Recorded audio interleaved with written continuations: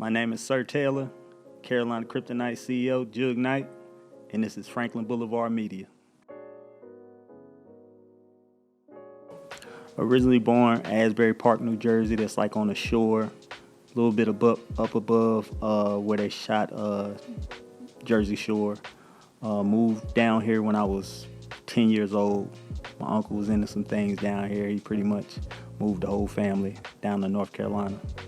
And that's where it all starts. First school I went to is Forest Heights Elementary. I met a lot of people there, a lot of people I'm still close with to this day. No, I wasn't quite into sports yet. I was interested, but my mother wouldn't let me play yet. She just felt like I was too frail, even though I was like kind of a big kid, so she wouldn't let me play. Probably right around a year later, my uncle kind of talked her into it, you know what I'm saying? And I played for Salvation Army Boys and Girls Club. Absolutely, I had an entrepreneurial spirit. I remember being in 6th grade and selling candy and actually being brought up to the principal's office at York Chester, and he was basically saying, you know, I was cutting into the lunch lady's profit and I was gonna have to stop selling candy. And, you know, that's kind of when I knew, because I had already been around entrepreneurs such as my uncle, and with him having that spirit, it just carried on. Junior high school, you know, I just really got infatuated with sports. It was a few guys up before me, Raphael Littlejohn, Speedy Cathcart, Alan Littlejohn as far as basketball, and you know, I always looked up to those guys as far as sports, so I knew when it was my turn, when I was in the 8th grade, I was going to turn up and, you know, have everybody in the county looking at me. It worked, but I was a knucklehead and my grades was so bad that I almost, you know, got kicked out of middle school. Truancy officers coming to my house. It was crazy. Just lashing out, being a young kid, being a teenager, and just not having a real good structure.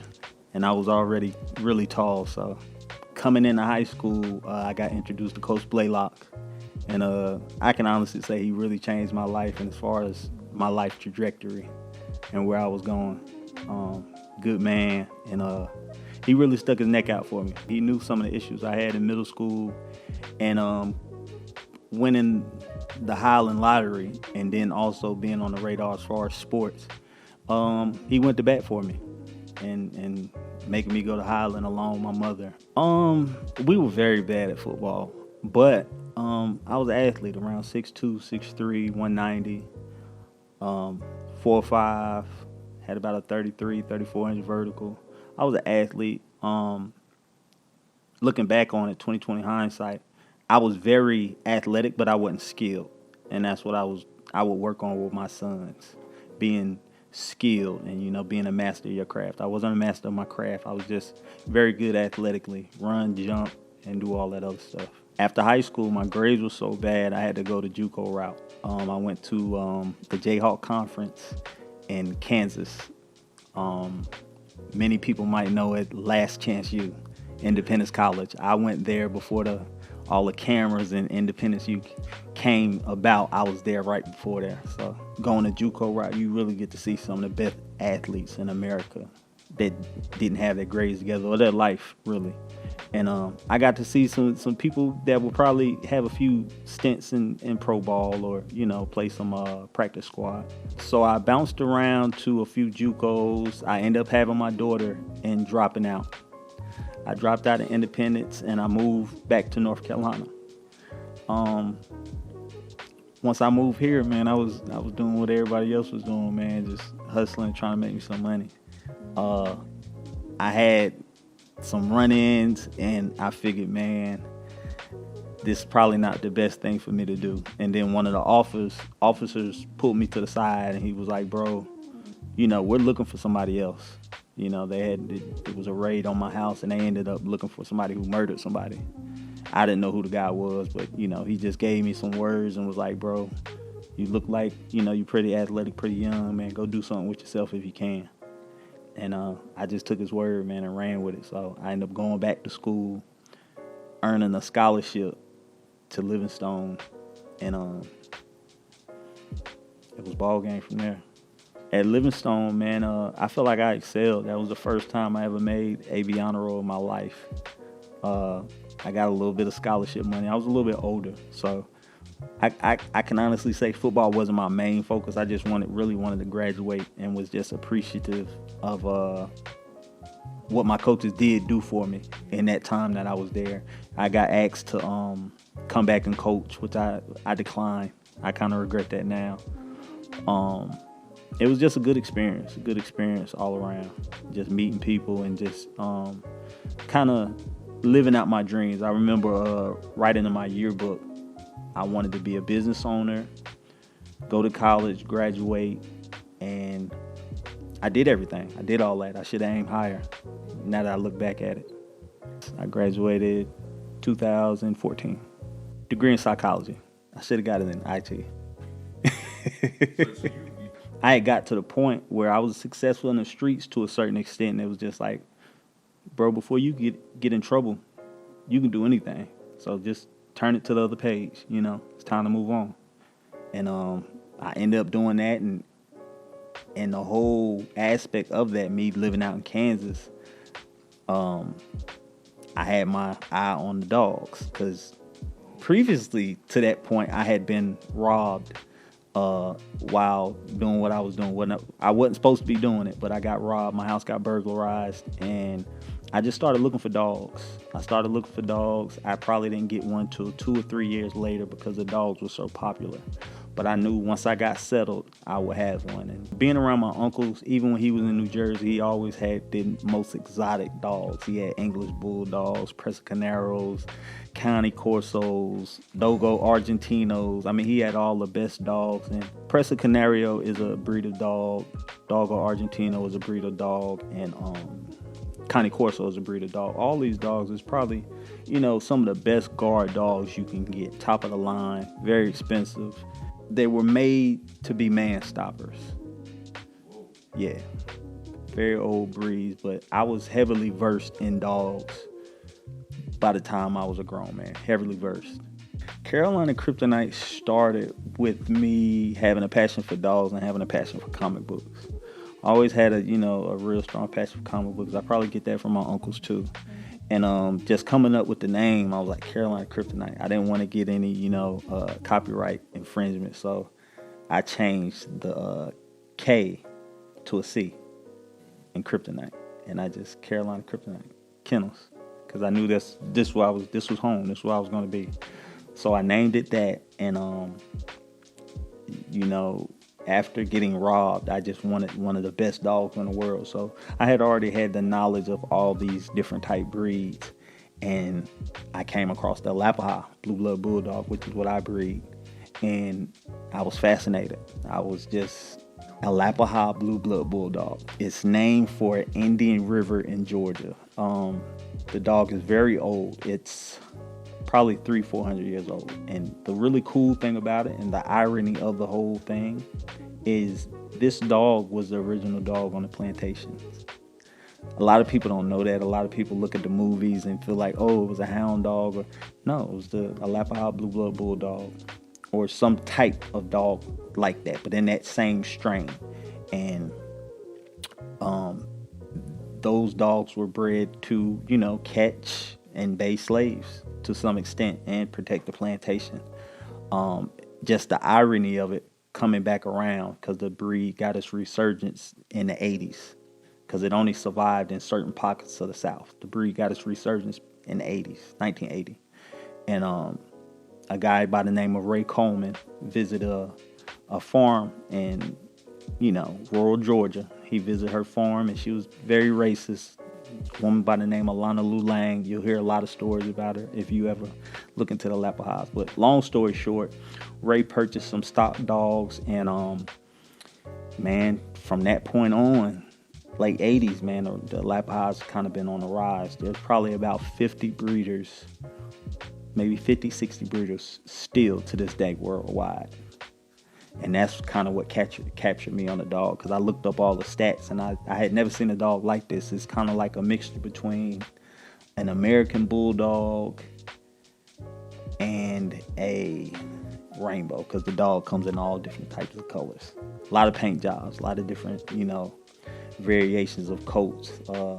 The dog is known for the merle color and the blue eyes. and it was named, for royalty, a Lapahawk Blue Blood. So they were very proud of these dogs, and just seeing it come full circle. Because to be honest, a lot of black men have became very successful off these dogs. So to see it come full circle and to know what the dog used to be known for 300, 400 years ago, it's a pretty good feeling knowing you can kind of build your family legacy off that. Home of the Man Stoppers. Basically, man, I feel like I got the best dogs on earth. I follow a lot of big kennels, a lot of big breeders, and just, not even cockiness, just comparing my dogs to theirs and hearing what my owners say. When they get one of my dogs, they feel like this would be the only breed they'll ever own as long as they live. So I feel like I got the best dogs on earth. They can compete as far as brains, brawn, athleticism, everything. It's just, the Lapahawk is just a sharper tool, and it's just a cut above other dogs. Interesting story. I remember purchasing my first Lapahawk Blue Blood Bulldog right before I went off to college. It was probably like 2010, 2011. And I remember begging my girlfriend, my kid's mother at the time, I remember begging her for the tax money to purchase this dog because it was really expensive. And, us going back and forth. But I ended up getting the dog. And it was probably wasn't until about 2-3 years later I had my first litter. And I remember, sending her some money back and, just letting her know thank you for believing in me at the time. But I remember having my first litter and, literally no promo, no nothing. I'm just like, damn, I got these dogs now. What I'm going to do? And I remember going to the flea market and, people seeing them and selling them for $500, $1,000, what I'm saying? Whatever I could, just get some traction. And it just picked up after that. People feel like, well, we want to pay more. And a lot of people feel like the dog's worth more, so they gave me more. And I was happy with that. So that was kind of the beginning. It's based in Gastonia, but like I said, we got several satellite kennels around the country. We have a kennel in Denver, Colorado. We have a kennel in South Carolina. But the home base is in Gastonia. Oh man, that's a great one, man, because it's crazy because where I went to school at Livingstone, we have a lot of mutual friends. And dudes I play with on the football team are a lot of his mutual friends. So I used to see him come and go in the early days on campus when he was baby Jesus. And it was just, I knew he had some nice music, and that was it. I'm saying? We just seen each other passing by. And I noticed as time went on, I graduated, he got bigger and bigger. And I remember one day I said it on his Instagram, I said, hey man, you need to put one of my dogs in your video. And he liked the comment. And that pretty much from that point, I was just motivated to just like, yeah, he probably gonna get one down the line. So that was probably in 2015, and he didn't purchase one until 2021. That was an amazing experience. He reached out to one of my business partners. He seen the dogs, and his daughter's birthday was coming up. So it was kind of a fly-by-night type of thing. He was only supposed to be getting one dog. Funny story. So I knew he was getting the one dog for his daughter. Cool. And my business partner called me one late night. She was like, hey, he wants the Blue Merle. And I was like, that's my dog. She was like, well, he won it. And I was like, well, he can't get it. And it went back and forth like that for a minute. And finally, it was, big bank take little bank. He gave me an offer I couldn't refuse. Very humble, cool guy. So when I first met him, downtown, undisclosed location, of course, and it was very cool. We just had a real people conversation and a breeder client conversation. Then just two men conversation, man. Because like I told him, I was like, I don't think you realize how big this is, bro. And he was like, I get it. He was like, trust me, I get it. Yeah. And real cool dude, man. He was hella late. He apologized to me. He didn't have to, because I know he was hella busy. And rather than bother with me with these dogs, I know he had a lot of deals going on. So, real humble guy, man. Just glad he chose me. But at the end of the day, I feel like once you see these dogs in person, they just draw you to them, man. They'll stop traffic. My biggest client is the baby, no doubt, no doubt. I've spoke to several other people, Stack 5, Jaheem, a lot of other, How they seeing it? Where they seeing it at? they seen it on my Instagram. And, the Instagram is so crazy, the algorithm, I might put up a video of a dog and, I go through my lives, my stuff, and I see all these blue checks looking at it. So that's how it happens. That's how a lot of celebrities reach out. But by far the baby is the biggest right now. 21, I think something odd followers on Instagram. So we're pretty excited for him to be affiliated, and we got the puppy picture. Once he puts up this picture when he's grown, because the doggy is probably 110, 115 pounds now. From last year, he's a big guy. So we're excited to be a part. I would like to speak at schools and churches and just, making it aware, because I feel like black men get a bad name about dogs, because a lot of people ask me, do you fight them? There's no use for my dogs to fight another dog. My dogs are for companionship and really home security. Just really preaching that the dogs are a service to you, and more not so much of a detriment like it's been painted, as far as with the Michael Vick stuff and just even stuff recently with people fighting dogs. Like, that's not what it's for. And I love to let the kids know that this could be an avenue, something you can do outside of, your day job or your 9 to 5. This is something you can do, and it can be a business. You can LLC it, you can do whatever you want to it, you can get your tax money from it and all that stuff. It's a legit business, and you can really see the world. As my president of my college at the time, he said, don't think local, think global. And that's exactly what I thought.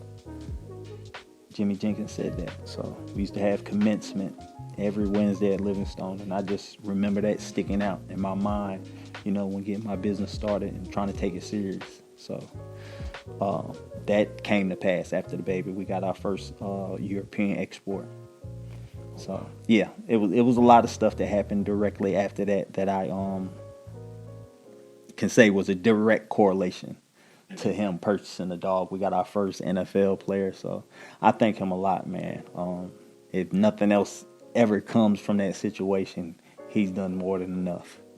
But that's it, man. Carolina Cryptonite Kennels. Y'all check that out. Check out the website. We'd love to have you a part. Yes, sir. Yes, sir.